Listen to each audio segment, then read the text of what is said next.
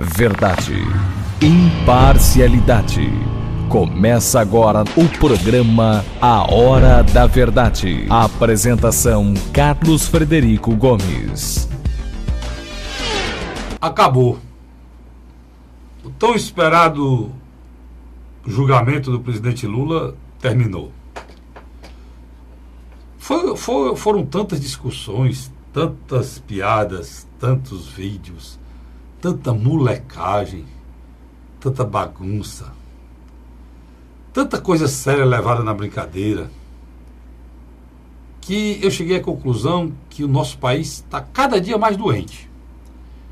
E cheguei a outra conclusão: as pessoas estão muito antenadas, muito na internet, voltadas praticamente o dia todo para a internet, para as redes sociais,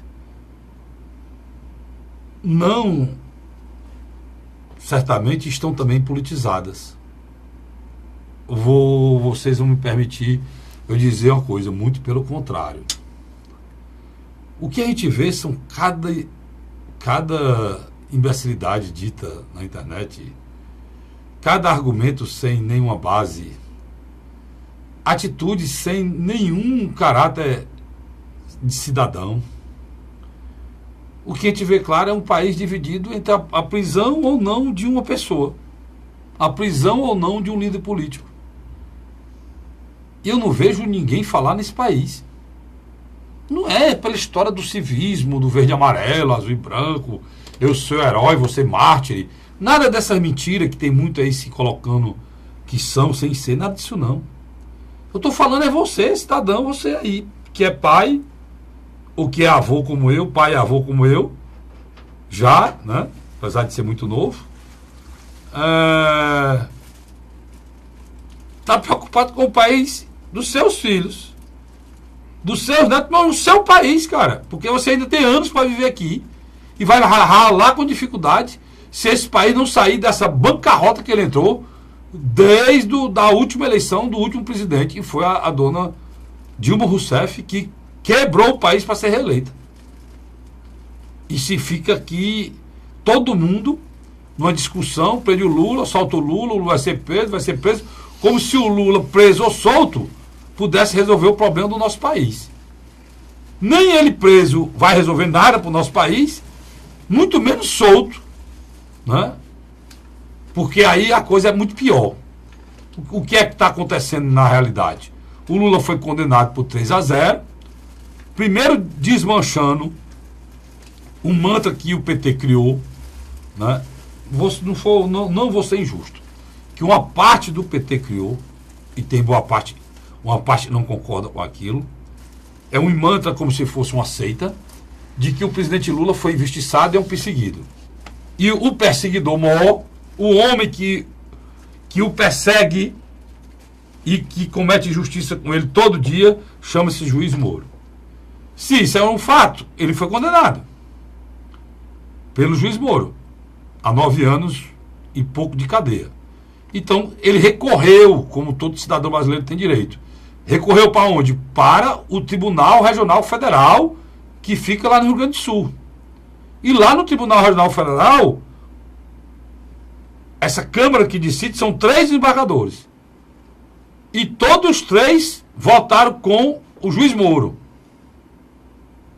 Só discordaram uma coisa do Moro, que em vez de 9 anos de cadeia no total, colocaram 12 anos. 8 anos e pouco por corrupção e 3 anos e 9 meses por lavagem de dinheiro. Dá mais de 12 anos. Então, no que eles discordaram do Moro foi aumentar esta prisão. Então, o argumento de que o Moro é que era... Agora, quem é? É a justiça brasileira toda? Eu vi alguns líderes petistas dizer que era o segundo ato do golpe. E ele fala isso como se a justiça brasileira estivesse macuminada toda para perpetuar o segundo ato do golpe. Que vocês têm razão quando vocês falam que o mercado está por trás de tudo isso, tá? Mas o mercado está por trás disso aí, está por trás de outras coisas. Como está por trás hoje de lançar o Meirelles candidato a presidente da República de qualquer jeito. Ele mesmo disse, os investidores querem que eu seja presidente. E se investidor fosse eleitor aqui, então ele já estava eleito. Mas é preciso que a gente se situe dentro do nosso país e acredite que esse país, as coisas não funcionam também como se todo mundo fosse marionete. Existe daqueles 3 juristas lá, quem é advogado, eu não sou, mas tenho familiares e são advogados, sabe que são 3 homens, inclusive um jurista respeitadíssimo, que é o presidente da Câmara. É um jurista respeitado em todas as suas atitudes, até hoje um homem seríssimo. E aqueles 3 desembargadores não são iguais àqueles lá do Supremo Tribunal Federal, não, menino. Eles são juízes de carreira federal. E fizeram concurso que passaram. Então, eu só lamento é que depois de tudo que esse país passou, tudo que a gente vem passando, a gente ainda tem que aceitar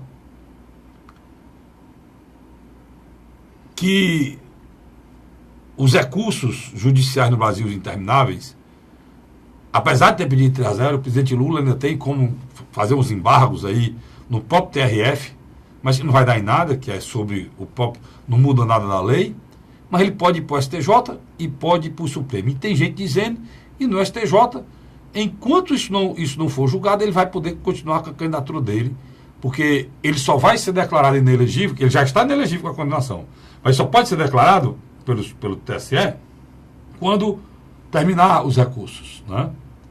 E tem gente dizendo que algum recurso pode ser feito para que só se encerre a possibilidade, quando acabar todos eles, dele ser candidato, ele possa continuar uma candidatura. Perfeito, pode acontecer, pode. Agora eu vou dizer para os senhores que são do Partido Trabalhador e os senhores políticos ligados ao presidente Lula.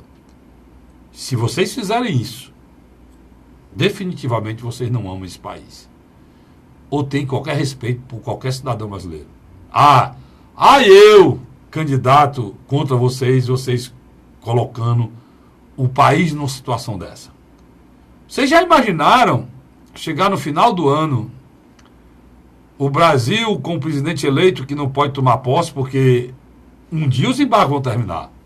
Se a nossa Constituição não permite que réu seja candidato a presidente, você imagine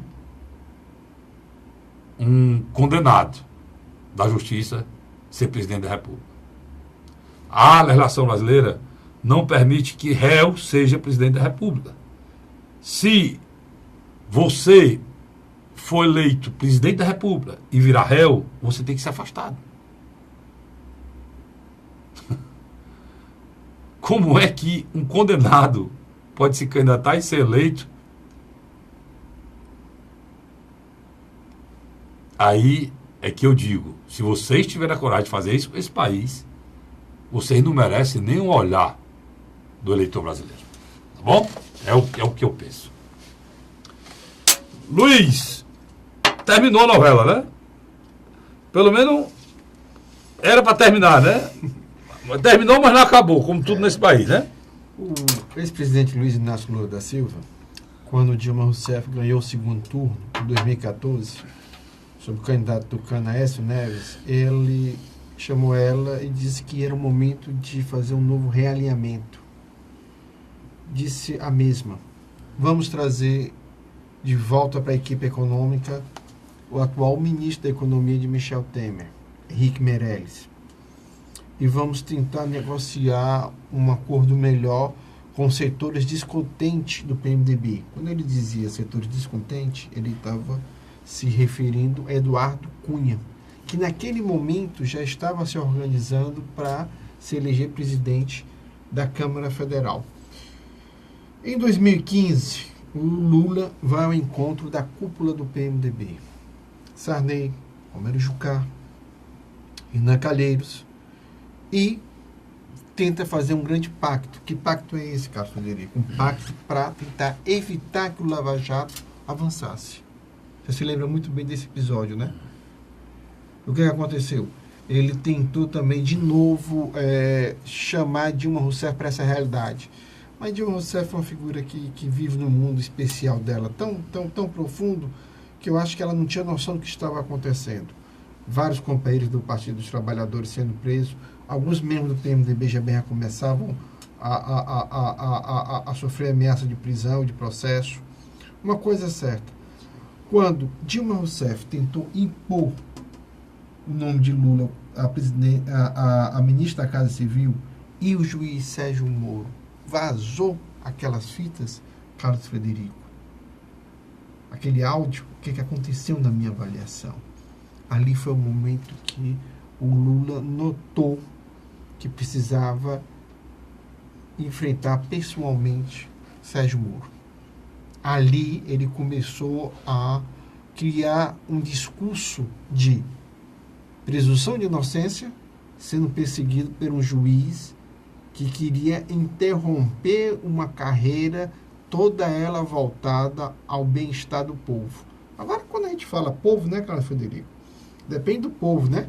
Se é o povo da periferia das pequenas cidades ou o povo da JBS, né? O Odebrecht, por aí vai. Mas só para encerrar, quando Dilma perdeu e saiu do Planalto, eu acho que ali, naquele momento, Lula sabia que provavelmente não seria candidato em 2018, como também sabia que dificilmente venceria as eleições, porque tem uma rejeição muito grande, e muita coisa também vai aparecer. E outra coisa que eu acho que é mais importante, todo o sistema judiciário brasileiro, não todo, mas uma grande maioria, hoje deseja a prisão de Lula. Não, mas até porque a questão da prisão de Lula não é você ser a favor ou contra, é você, porque as coisas no Brasil, tudo vira partido, né, Luiz? Não, mas a ideia do Lula... A justiça foi partidarizada, o PT faz questão que isso seja colocado, outros partidos fazem questão que isso seja colocado, porque é muito mais fácil para dizer o cara é preso político que é um preso corrupto, né? Mais bonito, né? É por isso que eles dizem, né? Preso político. Os caras querem comparar o Mandela, pô. Pelo amor de Deus, Mandela foi preso sem direito a coisa nenhuma. 27 anos. Mandela não tinha direito a nada. Mandela não tinha um tostão, nunca teve um tostão, foi preso sem direito a coisa nenhuma. Nem advogado Mandela tinha. Até do cara quero fazer um paralelo com Mandela. E quando saiu da prisão... Esse tipo de coisa é que quando saiu da prisão, pregou a união entre os Pois é. Enquanto aqui é o contrário. O cara não foi nem preso, já vai pregando... desunião. Não, é briga na rua. Estou dizendo aqui que não aceita a decisão. Eu aprendi com meu pai que decisão da justiça a gente cumpre. Foi isso que meu pai me ensinou. Cumpre-se. Acabou-se. Até agora dá certo. O que eu estou querendo questionar, primeiro, essa falácia da história de dizer que pobre e rico, isso não existe, Márcio. Nunca na história desse país os ricos ganharam tanto dinheiro. Essa fase não é minha. Essa fase é do presidente Lula. No seu 7º ano de mandato. Nunca na história desse país os bancos e os ricos ganharam tanto dinheiro. E ele tinha razão, era verdade. Depois você viu aí o que deu a história da Odebrecht, da JBS, né? E ele tinha razão. Só para a JBS, o Lula liberou 25 bilhões do BNDES. Então é um fato, cara. Aqui é fato. Aqui não é questão política. 24 bilhões por Rick Batista. Aqui é fato. O metrô do Ceará não está funcionando, a outra parte aí, porque faltou 1 bilhão do BNDES. E essas coisas precisam que sejam ditas, porque são verdades que necessitam ser ditas. Outra falácia grande, Luiz, que é preciso que seja dita. Essa história do PT dizer que é a continuação do golpe, uma coisa que o PT não soube fazer foi dizer para a população que por trás da história da Dilma tinha um mercado. Mas só que o presidente Lula deu muito dinheiro a esse mercado. Muito. Sem dúvida. Muito. O Brasil viveu um tempo em que o mundo queria o que nós tínhamos. A China crescia 10% ao mês. O Brasil não cresce 2% ao ano, né? A China comprava aqui nesse país cobre, ferro, o que nós produzíamos. Soja, nós tínhamos. Petróleo, nós tínhamos. Aço, nós tínhamos. Ferro, nós tínhamos. E os preços lá no céu. O senhor Lula, junto com muitos outros governadores, inclusive o Sérgio Cabral, surfaram e brincaram com dinheiro. Hoje, algumas pessoas estão tentando enganar a população mais pobre, que se o Lula voltasse para a presidência, tudo isso voltaria. Como? Pode até ser que ele tenha sorte, chegando lá, o preço do petróleo já está melhorando, né? Mas aquele momento, aquele ápice, vai demorar décadas para acontecer. Sem dúvida, sem dúvida. A presidente Dilma, tem que fazer justiça, não pegou o que o Lula pegou. Né? Perfeito. Agora, o que eu disse no final do meu comentário inicial, do editorial desse programa, é que eu vou repetir agora. Está aqui todos os jornais, todos os jornais, todos os blogs, Folha de São Paulo, UOL, 360, todos dizendo que o Lula continuará sendo candidato. Agora vamos dizer por quê, Luiz. Eu vou dizer bem rapidamente aqui, eu quero comentar do Luiz. É muito simples para você entender. O Lula candidato a presidente, se eleito presidente, se isso acontecesse, né, dele ser eleito presidente, simplesmente todos os processos deles, porque estou falando, e é esse aí, isso é só um. O advogado de defesa estava dizendo que esse triplex não era dele, porque além de ele, a escritura não sendo o nome dele, ele não tinha usufruto, ele nunca ia lá, que é uma condição de prova, né? Se ele vivesse, não fosse dele, mas vivesse. Só que o sítio de Atibaia, esse argumento já não vale. Ele vivia lá. É só explicar que os seguranças viviam lá, os pedalinhos tinham lá era do Neto, tudo que tinha lá era deles, o móvel, a mobília, até a roupa de cama tinha as iniciais do presidente Lula. Vou explicar ao telespectador. Que o sítio de Atibaia é outro processo. Não, porque é o seguinte, ele, como ex-presidente, ele tem direito a segurança especial. E o segurança tem que dizer para onde é que vão. Pronto. Então, aí... E lá na própria presidência da República, que é quem continua a segurança, tem mais de 400 idas desses caras para esse sítio de Atibaia. Direto, porque lá era o sítio do presidente Lula. E é. O que o presidente Lula não aceita é que a justiça consiga pegar disfarçatez. Tráfico de influência. Isso é disfarçatez, cara. É dele. Tudo bem, eu não vou entrar nesse mérito. O que eu estou querendo dizer aqui, é importante ser dito isso aqui, é importante que isso seja dito, e é importante que você saiba que um partido como o Partido dos Trabalhadores, e foi responsável pela democratização desse país, um partido como o Partido dos Trabalhadores, e tem figuras como o Eduardo Suplicy, e tem figuras como Paulo Paim, e tem homens de bem como Camilo Santana. Um partido desse, ele teria que ter a responsabilidade de dizer que chega, cara. Chega.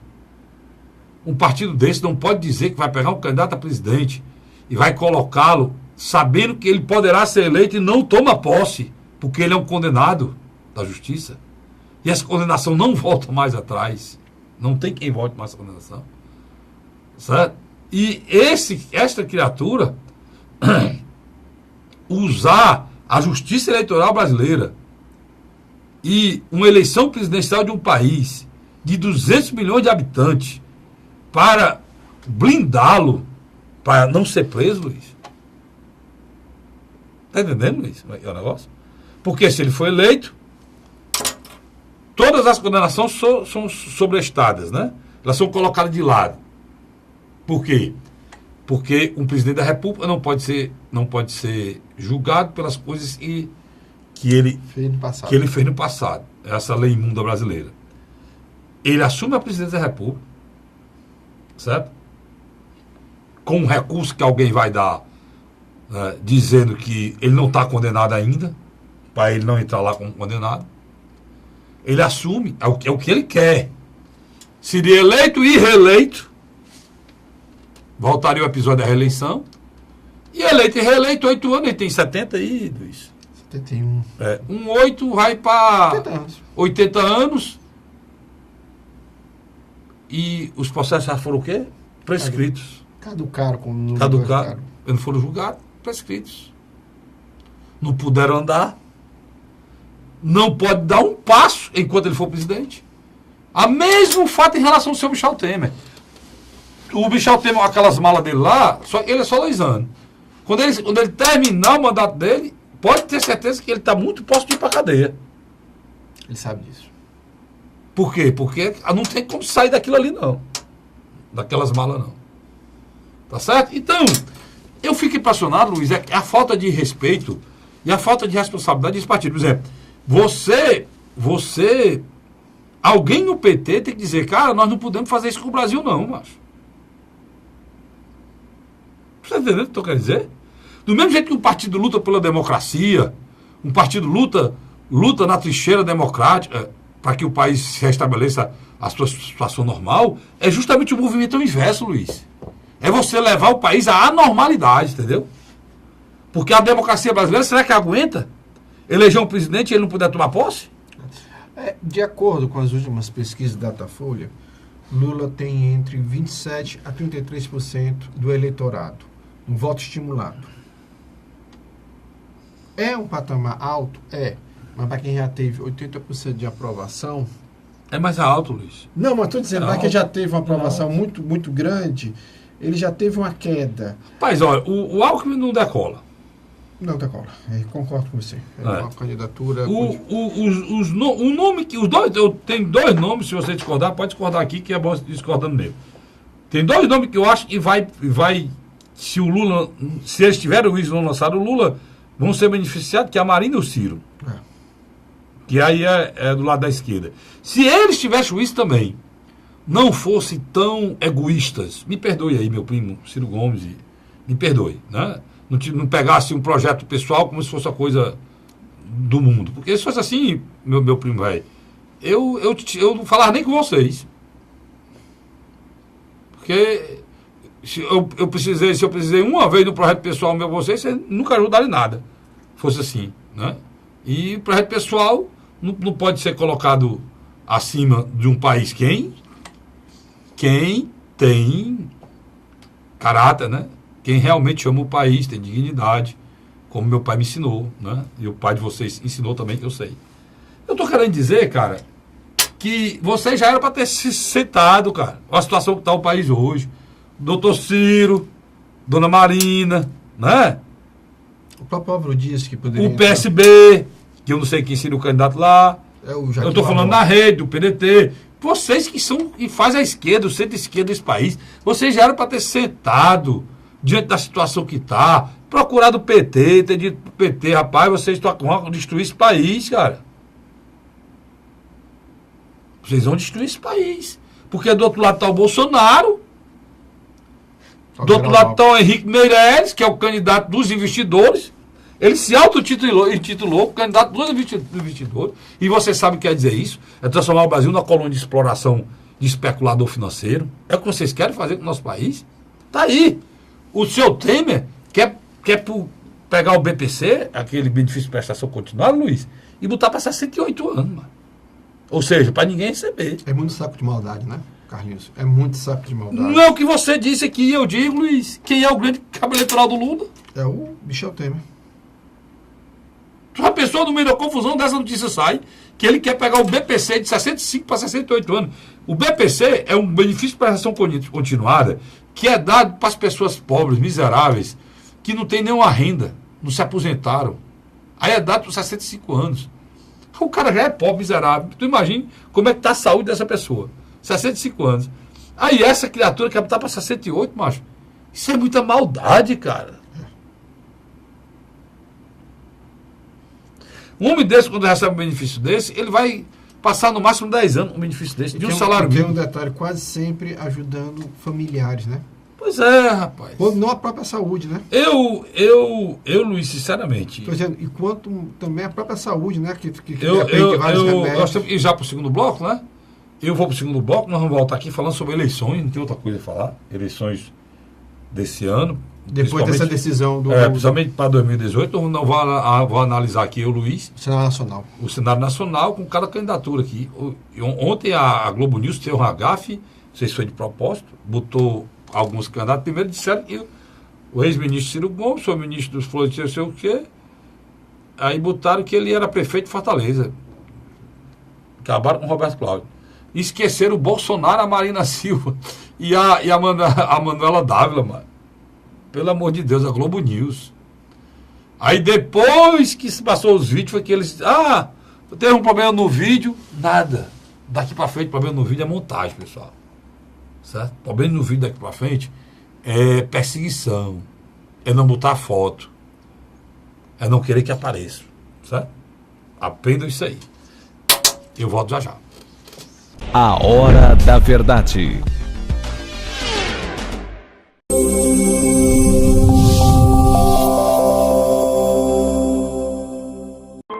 A Assembleia Legislativa começou a campanha Ceará Sem Drogas. A discussão vai ser levada para todo o estado, prevenindo a população e buscando soluções para resolver o problema. Participe da campanha.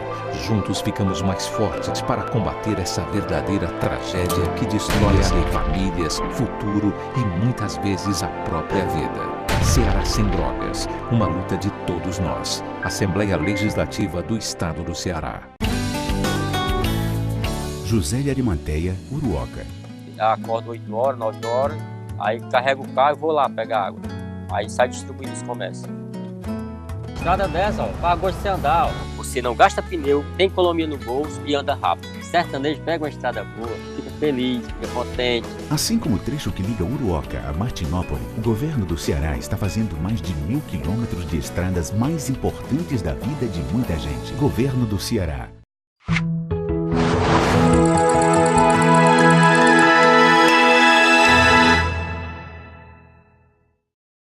A Hora da Verdade. Estamos de volta agora com o segundo bloco do programa A Hora da Verdade na sua TV, da sua TV, mais canal 15 da Multiplay, e na sua TV Litoral, canal 5 da NET. Luiz, primeira coisa, vamos responder logo isso aqui. É importante a gente responder e logo em relação à prisão do Lula, se ele pode ser preso, né? E lá na própria decisão eles falaram sobre a prisão, né?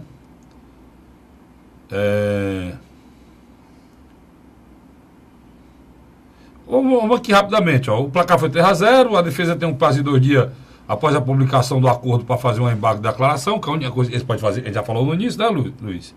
Após o julgamento do F4, é possível apresentar recurso tanto do Superior Tribunal de Justiça quanto do Supremo Tribunal Federal, isso todo mundo sabe, né? Para apontar decisões do ato de processos no STJ, os recursos vão servir para quê?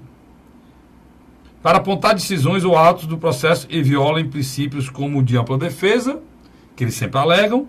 Esse recurso deve ser apresentado ao presidente do TRF4, que pode decidir pela admissibilidade ou não. É o tal dos embargos que, com certeza, não vão aceitar, porque senão vão destruir o que eles disseram, né? O extraordinário ao Supremo questiona decisões de atos e viola dispositivos condicionais. Como o Supremo é quem dirime qualquer dúvida, então eles vão falar de alguma coisa em relação à Constituição para recorrer para lá, para ganhar tempo. E o habeas corpus pode ser apresentado no STJ acompanhado de pedido liminar para tentar impedir a execução da pena. Inclusive, a ministra Carmen Lúcia, logo depois do julgamento, né, Luiz, já negou 2 habeas corpus e foram implementados por acadêmico de direito, né? Assim como deve ter mais outros que deverão ocorrer nos próximos dias. Pois é. E o presidente da 8ª turma, é isso que eu queria dizer aqui, o presidente lá da 8ª turma do TRF4, desembargador Leandro Clausen, deixou claro que Lula não será preso de imediato. Sobre a prisão, eu queria falar para você saber. Ele lembrou do entendimento do Supremo Tribunal Federal, e foi há pouco tempo agora, até o julgamento está querendo rever, né, Luiz? Esse entendimento, de que a pena pode ser executada depois da condenação do réu por um tribunal de segunda instância. E foi o caso. Mas, antes disso, o TRF precisa julgar eventuais recursos apresentados pela defesa de Lula. Pela interpretação do STF, a prisão depois da condenação em segunda instância não é obrigatória. Deve ser decidida de acordo com um caso específico. Tá certo? Mas Voltar pra lá, né? ela pode acontecer, o que antes não acontecia. Porque, por exemplo, assim, o Maluf só foi preso agora, porque passou tudo, terminou tudo, o último recurso, aí o Maluf foi preso. O Maluf se beneficiou muito disso. Mas, anteriormente, ninguém era preso antes do tal transitado e julgado, né, Luiz? E o transitado e julgado virava o quê? Impunidade, né? Não é isso? Exatamente. Agora, o que interessa a gente aqui, falar de eleição, é que é o campo político. E no campo político, depende... a lei da ficha limpa, uma condenação de um órgão colegiado como o TRF4, torna o candidato inelegível. Vou lembrar vocês, vários prefeitos que foram condenados já, não é nem em segunda instância, ou seja, foi condenado por um juiz e foi condenado pelo Tribunal de Conta. Não pode ser candidato. Tem vários aí que não foi candidato a isso. Vários. Até ganharam eleições e não assumiram. E não assumiram, pronto. Né? Os votos são anulados e aí o segundo colocado... Para você ter ideia, né? Que é o caso. Mas ainda há recursos que podem permitir a candidatura de Lula. Ele se enquadra no réu que foi julgado e condenado em primeira e segunda instância, né? Ele pode recorrer ao próprio TRF4 e a jurisprudência diz que a sentença só pode ser considerada final quando este recurso chamado embargos declaratórios forem analisados. Assim, o petista ainda deve ganhar tempo. E há mais recurso, mesmo que a condenação seja mantida pelo TRF4, o ex-presidente ainda pode recorrer ao Superior Tribunal de Justiça e ao Supremo Tribunal Federal para tentar obter uma liminar e manter a candidatura. Nesse caso, vai depender muito do juiz que for analisar o caso, ou seja, ainda não dá para saber se ele será ou não candidato. Pronto. Dito isso, eu volto porque eu disse no início. É muita irresponsabilidade do PT lançar o Lula nessas condições. Mas né? o PT, que tem como presidente uma figura como a senadora Gleisi Hoffmann, não está muito preocupado com isso não, Carlos Frederico. Se eles puderem tocar fogo no Brasil para eles se livrarem, eles não pensarão duas Agora, vezes. não falem em respeito, em dignidade, em preocupação com o país, não falem isso. Por quê? Porque o PT pode demais liderar esse processo com outro candidato, junto com o Lula, com outra pessoa que pudesse ganhar a eleição e ter legitimidade para governar, cara. Mas durante o julgamento, agora que aconteceu, no TRF4, o próprio Lula sentiu o seu isolamento. Muitas lideranças já começaram a se distanciar dele. Partidos que outrora estariam do lado dele, como o Partido Democrático Trabalhista, na figura do presidente Carlos Lupe e do seu candidato a presidente Ciro Gomes, literalmente aproveitaram esse momento para demarcar um espaço de distanciamento. Ciro Gomes, vamos colocar 4 dias antes do dia 24, do dia 19 e 20 de janeiro, ele deixou bem claro que torcia pela inocência do Lula, mas acreditava que a justiça não estava perseguindo e que a Operação Lava Jato não foi criada simplesmente para pegar os petistas, porque ele já mesmo confirmou que havia visto que muitos MDBistas, ou antigamente chamados de PMDBistas, também estão presos, demonstrando que essa operação... O Lava Jato prendeu todo mundo, Luiz. Não, mas deixa eu dizer... Só para corroborar o raciocínio aí do ex-ministro, a Operação Lava Jato prendeu os homens mais ricos desse país. Estão presos. Marcelo Odebrecht foi preso. Está preso ainda. Domiciliar. OAS, Léo Pinheiro. A UTC, pessoal da UTC. Pessoal da Andrade Gutierrez. Né? E tem mais aí, não sei nem quantas. Os homens mais ricos desse país eram os irmãos Joesley. Estão aonde? Estão presos. Na cadeia. Eike Batista está preso. Eike Batista esteve preso, tá? Domiciliar também. Era o homem mais rico do mundo. Quer mais? O Paulo Maluf, que nunca foi preso. Sérgio Cabral está preso. O Paulo Maluf tem 86 anos, está preso, pessoal. O Paulo Maluf tem câncer na próstata, está preso. O Sérgio Cabral, ex-governador, 8 anos de governador, está preso e condenado a 84 anos de cadeia. O Sérgio Cabral de quê? Do PMDB. O que é que fizeram? Então, transferiram para ficar perto do Moro e algemado os pés e as mãos. O Ministério Público Federal de São Paulo já está começando a prender gente no escândalo do metrô. Então, na hora que você arroga esse argumento, ele dilui, porque nós falamos aqui vários que tem nada a ver com o PT. Gente que o PT diz que é inimiga dele, que são os ricos. Estão presos. Gente do PMDB que o PT hoje Chama de golpista, que estão presos. Que eram aliados deles na época. Então, é um argumento totalmente pífio. A própria fortuna que o Eduardo Cunha fez durante a então, vida como deputado federal, ele era aliado de Luiz Inácio Lula da Silva. Não, nós vamos inclusive colocar aqui mais na frente aqui o elogio, acho que a gente tem aqui, o elogio que o Lula fez para a reeleição do Sérgio Cabral. E se votasse no Rio, votaria no Sérgio Cabral. Agora é escancarado, uma coisa fora do normal. Agora, você está falando do Ciro, eu quero só que você continue falando do Ciro, porque eu quero saber o seguinte: vamos trabalhar hipoteticamente que o Lula não seja candidato.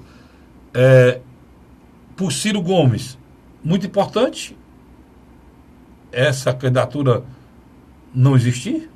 Eu acho que por um bom tempo o Ciro Gomes nutria uma certa esperança que a própria cúpula do PT, quando visse que a situação do Lula é muito difícil, se criasse uma opção B. Essa opção não B... é nutria, não. Ele estava iludido, né? Então, o que aconteceu? Era ilusão. Jamais sairia o candidato sem ser da hoste do PT. Eu também concordo com você. Porque estão dizendo que seria o Jacques Wagner, mas o Jacques Wagner que não tem tesão para ser candidato. Não, sem dúvida. E o Fernando Haddad cada vez mais se desmancha também no ar, né? Com a situação muito difícil. Então, na minha avaliação, o que é que aconteceu? Ciro caiu na real, que não receberá apoio do PT. Ele começa a se direcionar para um eleitor de centro-direita, que está órfão. Inclusive, parece que ele teve em Pernambuco falando com o pessoal do PSB. Teve, com o governador Paulo Câmara. Vai apoiar a reeleição de Paulo Câmara. Eu acredito que ele deverá conversar com o vice-governador de São Paulo, Márcio França, que em abril assume o governo do Estado. E é bem provável que o PDT também apoie o PSB em São Paulo. Existe esse namoro, essa confluência. Mas isso aí bate de frente com o Alckmin, né? Sem dúvida. Mas, de um outro lado, a candidatura do PSDB em São Paulo também tinha um mal-estar tão grande que dificilmente o Alckmin seria contra o seu próprio partido em São Paulo. E aí eu acho que fica muito difícil essa aliança PSDB e PSB. Uma coisa é certa. Outra liderança que me chamou muita atenção foi Marina Silva, né? Apesar do silêncio dela, ela ela começou a acordar, né? Ela lançou uma nota. E ninguém está acima da lei, né? Foi a nota dela disse? Ninguém está acima da lei. Eu acho que a Marina Silva ela vai começar a bater de frente com o ex-presidente Lula. Eu acho que essa relação silenciosa de não agressão de Marina Silva com o Lula, eu acho que chegou ao fim. Eu acho que a tendência dela é partir para cima porque ela é uma parte desse eleitorado do Lula. Até pela história dela, né? Eles são muito mais parecidos do que diferentes. Agora, Luiz, o Bolsonaro sofreu aí um tiroteio medonho, está todo furado. A chance de se recuperar, o que tu acha? Eu acho que pelo menos uma coisa é benéfica a ele. Eu acho que esse julgamento que aconteceu em Porto Alegre tirou um pouco do holofote dele. Porque eu acho que cada vez mais que o Bolsonaro bate de frente com a imprensa, ele se perde. Aquela de usar o dinheiro para comer gente foi demais, né? Foi demais e causou um mal-estar entre uma parte do eleitorado dele. Mas eu acredito que o Bolsonaro, na minha avaliação, ele ainda vai permanecer num certo patamar de votação nas pesquisas estimuladas por falta de opção. Mas eu acho que lá na frente ele começa a se desmanchar porque não tem uma base sólida. Ele não tem. A Globo News lembrou que o Arthur Vigílio está disputando com o Geraldo Alckmin nas prévias. E se esqueceu que Bolsonaro é candidato, do PCdoB, foi deputada federal? Manuela Dávila. Manuela Dávila era candidata. Se esqueceu. Ela se lembrou até que o Fidelis era candidato. Mas esqueceu o Bolsonaro. Álvaro Dias. Não, Álvaro Dias não, lembrou. Ela esqueceu o Bolsonaro, o Fidelis. Não, Fidelis não. Bolsonaro, a Manuela Dávila e outra aqui. Que pronto. Hoje só eu estou querendo dizer é que daqui para frente, Luiz, vai ter muito. Você está falando da pulverização de muitas candidaturas, né? Até nessa discussão lá, lembraram a primeira eleição, aquela do Collor, teve quantos candidatos? Eu acredito que tenha tido mais de 9 a 12 candidatos. Foi. Então, estão fazendo um paralelo e essa seria igual, né? E em cima disso, essa pulverização ajuda o Lula, né? Se o Lula for candidato. Essa pulverização, eu acho que quando chegar mais próximo, por exemplo, hoje qual é o grande problema de Ciro Gomes? O isolamento. Ele precisa fazer uma aliança. Para ele era fundamental hoje uma aliança com o PSB. Só que essa mesma aliança que ele está tentando disputar, a Marina também se aproximou, tentando atrair também o PSB. Mas a Marina saiu queimada na última vez que foi candidato pelo PSDB? Saiu. Assim também como o Ciro também tem zonas de atritos históricos com o PSB. Então, o PSB é a grande namorada tanto de Ciro como de Marina Silva. E do Alckmin também. De alguma maneira do Alckmin, mas o Alckmin, inclusive, tem um vice do PSB. Porque você colocou bem, existe a questão regional que o Alckmin precisa equacionar. Eu não tenho a menor dúvida. Se o Alckmin hoje tivesse que apoiar José Serra, João Dória ou Márcio França, ele apoiaria Márcio França. Os dois companheiros dele de partido, provavelmente ele faria de tudo para derrotá-los. Eu não tenho a menor dúvida em relação a isso. O Dória ele não apoia mais. Eu acredito que ali existe uma convivência, mas eu acho que já há uma ruptura pessoal e política. A decepção foi muito grande. Agora, né? Uma coisa é certa. A decepção foi o seguinte, o João Dória, ele agiu assim como um leão novo. Às vezes o leão, o leão novo, ele tem que esperar... Não, ele permite que o filho fique na manada, né? Até determinada idade. Depois ele expulsa. Mas aí, no caso, foi ao contrário. O leão novo quis logo expulsar o leão novo quis comer vivo o pai. Aí né? criou a criatura querendo comer o criador. Muito antes do que se esperava. Carlos, existe uma candidatura que é muito pouco situada e comentada, que é do senador do estado do Paraná, Álvaro Dias, que também foi governador pelo Podemos, né? Pelo Podemos. O que é que eu vejo? Ele está conseguindo construir uma aliança com o PHS a nível nacional. Talvez mais um ou dois partidos venham fazer parte. Ele é um candidato que pode ocupar o espaço do PSDB na região sul, Rio Grande do Sul, Santa Catarina e Paraná.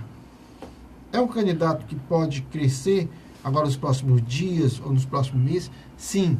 Não sei se teria fôlego para chegar ao segundo turno, mas é um cara que tem o discurso moral e da ética, tem jeito de tucano, discurso pró-mercado. A vida toda tucano. Tucano, mas não é do PSDB. Isso talvez seja algumas qualidades que hoje o eleitor procura. O eleitor não quer votar no PT. Eu não sei. O eleitor não quer votar no PT, mas também não vai votar no PSDB. A gente não pode fazer análise agora profunda que a gente vai fazer mais na frente. Porque esses candidatos eles terão que ter palanque em cada estado. Né? Por exemplo, o Álvaro Dias é um cara um problema grave. Porque no sul ele até consegue, Paraná, Santa Catarina, Rio Grande do Sul, mas quando sobe para o Nordeste, cadê? Ele é desconhecido. Não, cadê o palanque? Cadê o candidato? Para ele sentar aqui, para ele vir para cá. Né? Já nós vamos falar das candidaturas estaduais e nós vamos falar dos candidatos aqui que tem palanque aqui no estado do Ceará. E ele não tem. Né? E é interessante que tá cada palanque que está aparecendo, né, Carlos, do Ceará. Pois é, justamente porque eles têm essa preocupação em relação ao palanque, porque é a questão regional e a eleição é nacional, mas é disputada estado por estado. Casada, né? Então é preciso ver isso aí. Está na hora de eu ir para o intervalo, né? Eu vou para o intervalo e volto já já. Um terceiro e último bloco do programa A Hora da Verdade. Sai daí não. A Hora da Verdade.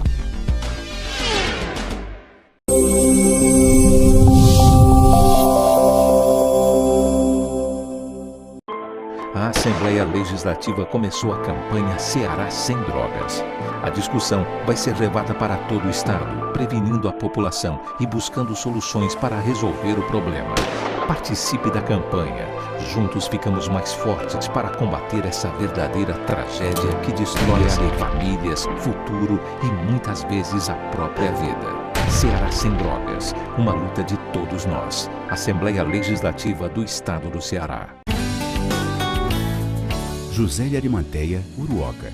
Acordo 8 horas, 9 horas, aí carrego o carro e vou lá pegar água.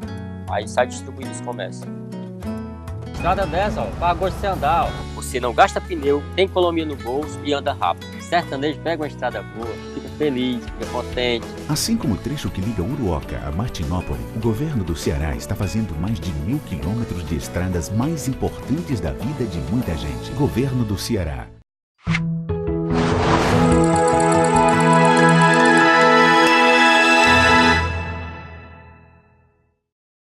A Hora da Verdade. Estamos de volta agora com o terceiro e último bloco do nosso programa A Hora da Verdade, na sua TV Mais e na sua TV Mais na Multiplay e na sua TV Litoral na NET, né? Na TV Mais é canal 15 da Multiplay e na NET é canal 5, TV Litoral, tá certo? Deixa eu... Você vê também esse programa no blog do castorico.blogspot.com, blog do castorico.blogspot.com. Esse programa está lá sempre, lá o último programa mais recente é para estar lá sempre à sua disposição, tá bom? Luiz, eu deixei aqui a nossa discussão tupiniquim aqui do Estado do Ceará, o último bloco como sempre. Primeiro, cobrar uma posição das pessoas e fazem denúncias, né? Tinha uma denúncia, eu poderia até ver aí, Luiz, e que está no...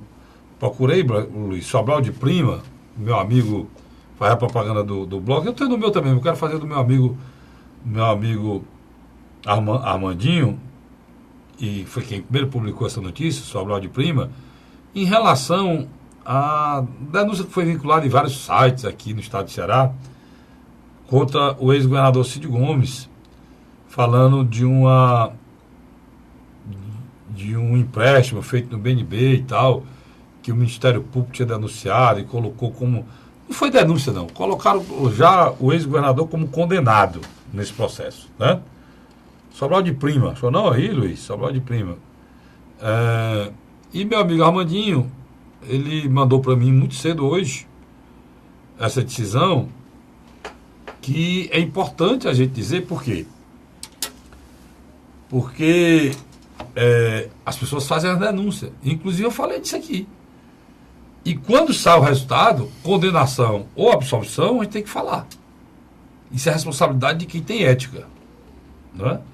E eu estou acompanhando várias pessoas que falaram, inclusive na televisão, mas eu vou ver a partir da manhã, para ver se alguém fala, né? O juiz federal Sérgio de Norões Milfon Júnior, da 18ª Vara da Subseção Judiciária de Sobral, absolveu sumariamente o ex-governador Cid Gomes e outros acusados de possível fraude contra o Banco do Nordeste.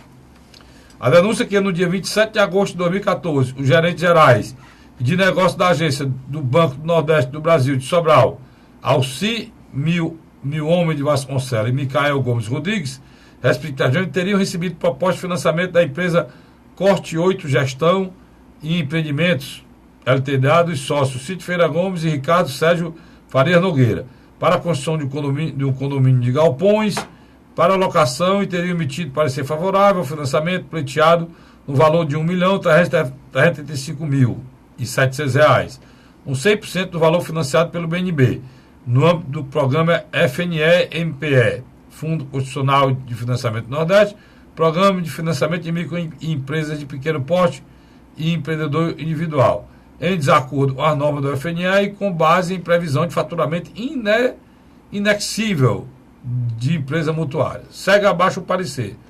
Ante o exposto, absolvo sumariamente os réus Alcímio Gomes de Vasconcelos, Micael Gomes Rodrigues, José Wellington Thomas, Leonardo Bruno Torres Braga, Eliane Silveira Mendes, Aurileda dos Santos Oliveira, André Bernardo Pontes Lima, Richardson Nunes de Menezes, José Roberto Pereira de Messias, Ricardo Sérgio Faria Nogueira e Cid Feira Gomes, pela prática de crime previsto no artigo tal do Código Penal, tal, sem custas processuais, expediente de praxe, notadamente as comunicações ao Ministério Público Federal. Ou seja, acusação ao Ministério Público Federal, o juiz federal Sérgio Norões inocentou sumariamente, meu chefe. Né? Então, quem fez a denúncia, faça também um favor de dizer que o cara foi inocentado desse processo. Tem outros aí, né? Que virão aí, se for condenado. Se o doutor ex-governador Cid Gomes for condenado, nós iremos dizer aqui também que ele foi condenado. Aqui foi inocentado, nós temos a obrigação de dizer que foi inocentado. Isso é uma prática que a imprensa brasileira precisa fazer para ganhar o respeito das pessoas. Tá certo? Para ganhar o respeito das pessoas. Porque nesse país é assim. O cara é denunciado, eles julgam, condenam e botam na primeira página. Aí o cara que não era condenado nem nada, mas foi julgado e condenado pela imprensa, ele é inocentado e não sai uma linha. Em canto nenhum, Luiz. Vamos por parte. O que aconteceu? Houve uma abertura de processo, não tenho a menor dúvida. O que aconteceu? Alguns blogs, principalmente blogs apóficos, e outros nem tanto. Não, tem uns que tem. Uns nem tanto. Literalmente bombardearam. Condenaram. Um dos grandes problemas do Cid Gomes, e você se lembra que eu já escrevi até artigo sobre isso. É a coleção de inimigos. Mas especificamente ele tem um problema muito sério com alguns setores da área de comunicação. Por isso que eu acho que ele na minha avaliação, às vezes a dimensão do Cid Gomes não é maior, porque eu acho que ele não investiu... Ele não se comunica bem. Ele não se comunica bem, não investiu verdade, na sua autopromoção. E teve muita coleção, teve muito atrito, teve muito mau gerenciamento. Da imagem dele como governador, muito atrito, muito... Agora, eu acho que o que vocês falou aí, eu acho que você teve muita felicidade. Eu acho que sim, eu acho que merece sim... Nós devemos fazer isso com todos. Não, mas especificamente com ele. Com ele, porque eu acho que nos últimos tempos... Rapaz, foi só sair do governo, né? Saiu do governo. Saiu do governo. A história do rei morto, rei posto, o cara sai do governo, ele deixa de ter o poder. Aí os grandes amigos desaparecem e alguns amigos viram inimigos. Porque o cara não tem mais o poder. Mas o Egílio Távora dizia que a única coisa da política... O cara não tem mais poder. E aí aquele cara que até a careca dele era bonito...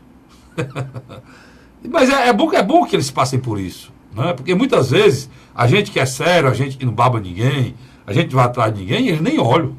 Eles gostam dessa chaleragem mesmo. O próprio ex-governador Cid Gomes gosta dessa chaleragem, o senhor Ciro Gomes gosta dessa chaleragem, o senhor Tarcísio Chato gosta dessa chaleragem, o prefeito atual gosta dessa chaleragem, não sei o governador. O governador, vamos saber aí no futuro se ele gosta disso ou não. Eu acho que não. Mas o Camilo é tão centrado. Porque o Camilo, a mosca azul não picou ele, mas esses outros que eu falei aqui, picou todos. Picou todos, eu não tenho nem dúvida, ele picou todos. Que eu conhecia todos antes de serem governador. E os vi sendo governador. E todos eles eram diferentes. E passaram a ser diferentes no poder. Mas é bom que aconteça isso, para que eles botem a mão na cabeça e dizem, rapaz, por quê? Porque esses caras que chaleram, que têm interesse financeiro, pessoal, de agrado financeiro, são os mesmos que depois fazem o que estão fazendo aí. Financiando. Quando eles eram governador, muitos que esculhambam o ex-governador todo dia, nos blogs, no rádio, na televisão, antes, era do círculo pessoal miúdo do governador. Hã? Muitas vezes... Em síntese, né? Recebeu publicidade do governo do estado. Não, por todo sentido. Muitas vezes mangavam até de pessoas como eu. que, para mim, ser de 5 pessoal de governador, eu tenho que estar chaleirando e dizendo que um cara é bonito sendo feio, e dizendo que ele está fazendo coisa errada, ou dizendo que está fazendo certo, e de mim, não. Não faço isso com meu pai, não fiz com meu pai, com todo o respeito e carinho que eu tinha com meu pai, onde eu achava que a coisa estava errada, eu dizia para ele, eu vou fazer. O que o governador está passando agora, Luiz, tu foi muito feliz. Eu fiz aqui por uma questão de quê? De justiça, como faço com todos, como farei com todos. Os processos leonistas que tiver aí, que ele foi inocentado, lerei todos aqui, tem vários, né? Processo que tem aí, né, quando o Cid Gomes, tem não sei quantos aí, tem essa história aí da JBS, né? Faz justiça, o Cid Gomes não tem nada a ver com Lava Jato, pessoal. Tem gente falando aí, o Cid Gomes, no Cid tem nada com Lava Jato, tem um processo do Cid na Lava Jato é Petrobras. O que tem falando do Cid é JBS, da história, daquela história lá, que da aceitação. Da campanha do Camilo, que o cara fez uma doação, e a doação foi feita por conta de um dinheiro que ele tinha para receber do Estado, e o dinheiro do Estado estava demorando, aí o cara fez a doação para liberar o dinheiro do Estado. O dinheiro do Estado que era o dinheiro que a empresa tem direito, porque é uma isenção fiscal. Né? Então é isso aí que está para ser decidido se é verdade ou não. E ele falou isso ano passando, num depoimento rápido, tocou no nome do Camilo, não sabia nem o nome do governador. Quem falou o nome do governador foi o procurador, porque ele não sabia nem o nome, nunca nem viu o governador, mas falou que era para a campanha do governador que o Cid teria pedido. Se é verdade ou não, o tempo dirá. Se for verdade, for condenado, nós vamos dizer aqui. Se for mentira, nós vamos dizer aqui também. Que era mentira, que estava fazendo, tal. Porque, a partir de agora, você que quer acompanhar esse país, passar esse país a limpo, você tem que procurar programas, rádio, televisão que tem identidade, ler site que tem identidade, ler artigo de pessoas que publicam com o nome embaixo, né, Luiz? Que, como o Luiz aqui tem os artigos dele, e faz artigo para o Jornal Povo, faz artigo. O que você lê no Luiz, ele assina. O que você lê no meu blog, eu assino. O que você lê em blogs importantes, como do Azevedo, lá do Reinaldo Azevedo, de muitos outros que tem por aí. Que é a grife dele. Que tem a grife, os caras falam, mas assumem o que falam. Né? Porque 80% do que você vai ver daqui para frente na internet, Luiz... Uma grande parte é fake news. Mentira, né? Mentira. E é necessário esclarecer isso, não é, Luiz? Luiz, o Capitão Wagner praticamente vestiu a roupa do Bolsonaro. Vou lhe dizer por que você vai analisar. Primeiro porque ele disse para o Tasso Gereissati, olha, eu serei candidato, mas o meu candidato a presidente era o Bolsonaro. E Tasso não aceitou, né? Criou um mal-estar. Tasso não aceitou, né? Criou um mal-estar. Não aceitou, Tasso não aceitou. E logo depois ele... O vídeo até que você me passou, né? Os dois você me passou o vídeo em que o Capitão Wagner dá uma entrevista lá em Catreús dizendo que ele é o cara aqui do Bolsonaro aqui. E eu vou dizer, Luiz, é um casamento perfeito, porque o Bolsonaro também não arranja cor melhor que o Capitão Wagner aqui para o Estado do Ceará, não. O Capitão Wagner hoje é a maior liderança de oposição do Estado do Ceará. Sem dúvida. O Capitão Wagner literalmente está tentando construir uma carreira solo. Eu não falo solo no sentido individual mesmo. Saiu do PR, abandonou um grupo que ele encontrou apoio e terreno fértil para crescer. E a gente já diz aqui que se tornou maior do que os próprios líderes do partido. Está indo para o seu partido agora, o PROS. Está indo para o PROS. Concordo com você. Há um distanciamento dele de Tasso Gereissati hoje. Há um distanciamento. Nós vamos falar da reunião rapidamente, eu tenho um tempinho. Vamos falar da reunião que houve do Tasso também essa semana. Mas vai, continue. Quer dizer, houve um distanciamento dele do capitão. Do Tasso. Quem reconhece? O Tasso, mais que tenha vontade de derrotar o ex-presidente Luiz Inácio Lula da Silva, não tenha mais capacidade de apoiar essa nova candidatura de Ciro Gomes, mas o Tasso também não teria condições de subir no palanque de Bolsonaro. Disse isso claro para o capitão. Se ele teria o apoio dele se apoiasse o Alckmin. E o capitão disse que não tinha como deixar o Bolsonaro. E aí criou um impasse. E aí o Tasso não tem... O Tasso tem uma missão dada do PSDB que é ter um palanque aqui para o Alckmin. Né? Mas cada vez fica difícil esse palanque. Mas o Tasso se reuniu com o Beto Studart e outras figuras aí da grana do Estado. O PIB. Tem um cara que disse assim, reuniu com o político. Não tinha um político lá, mas muito político lá, o Tasso Gereissati, que também é empresário, né? É o segundo maior empresário do Ceará, depois do M. Dias Branco é ele, que ele tem uma banda do Sistema Verdes Mares, uma mulher, e é o dono da empresa de refresco, a maior representante da América Latina de Coca-Cola é a empresa do Tasso Gereissati, que a filha dele é presidente, né? Pra você ter ideia. O homem tem 2 canais de televisão. E, além disso, ele é o dono das maiores redes de shopping do Brasil. Sem falar que o irmão é um dos donos da Oi, e ainda por cima, a Oi quebrou aí, mas dá tudo para ela. E ainda por cima tem a fechadura La Fonte, não sei o que, é um mega empresário. Pois é, ele se reuniu com o resto do PIB do Ceará. Gostei o resto do PIB do Ceará. Pois é, né? O rapaz era ele, o resto ele somou. Ele disse, olha, cara, dinheiro nós temos, vamos lançar o candidato. É isso, Luiz? É por aí. Agora, o que acontece na minha... Será aquele Geraldo Luciano, que ele quer tanto, que é o vice-presidente do grupo? Não, acho que não. Até porque eu acho que o Geraldo, como ele foi lançado muito, muito cedo dentro do mercado político, né? Queimou. Eu acho que aí ele vai tentar conversar com o Beto Studart. Agora, eu também... O Beto não é amigo do Camilo, não, mas... Eu também... Aí que está o cheio da questão. Eu acho que uma parte... Você que é amigo, eu não tenho contato com esse povo rico, não. O Luiz, que é amigo deles, você que é próximo da elite aí, eu sabia que tinha uma amizade do Beto com o Camilo. Ou eu estou errado? Eu havia elogio do Camilo aí. Tá certo. Eu não acredito que, como você bem falou, os grandes empresários do Ceará hoje estão satisfeitos com Camilo Santana. Eu acho que dificilmente eles partiriam para uma aventura. Porque o cenário hoje no Ceará, em relação ao governador Camilo Santana, é de uma construção de consensos e de pontes. E eu vou dizer uma coisa aqui, não fiquem com raiva de mim não, sei, mas se a eleição fosse hoje, Camilo Santana, com PT, sem PT, com Lula, sem Lula, era reeleito no primeiro turno. Se a eleição fosse hoje. Né? Como é nuvem, né, Luiz? Daqui um mês, ou amanhã, não sei. Hoje, estou errado a avaliação? Não. E o Camilo tem tido agora... Você sabe por que eu digo isso? Porque os adversários estão com dificuldade de arranjar um nome. Quando você tem dificuldade de arranjar um cavalo para correr com outro, é porque aquele cavalo é muito veloz. Eu gosto muito de ler eu vou pedir licença aqui a você. Eu gosto do site Focus. Eu acho que é interessante. E nesse site ele disse uma coisa interessante.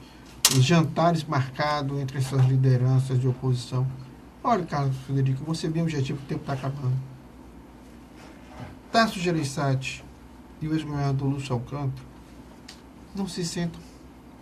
São as únicas 2 lideranças de oposição que sobrou, real, de articulação política. Não se sentam, não se falam. Tem mágoa. Tem mágoa, eu acho muito difícil. É retalhada, né? A oposição totalmente dividida. Aí você enfrentar a situação dividido, aí não dá, meu irmão. Luiz, obrigado. Eu que agradeço. A você, assinante, muito obrigado pelo carinho, muito obrigado pela audiência. Na próxima semana estarei aqui de volta com mais um programa A Hora da Verdade. Até lá.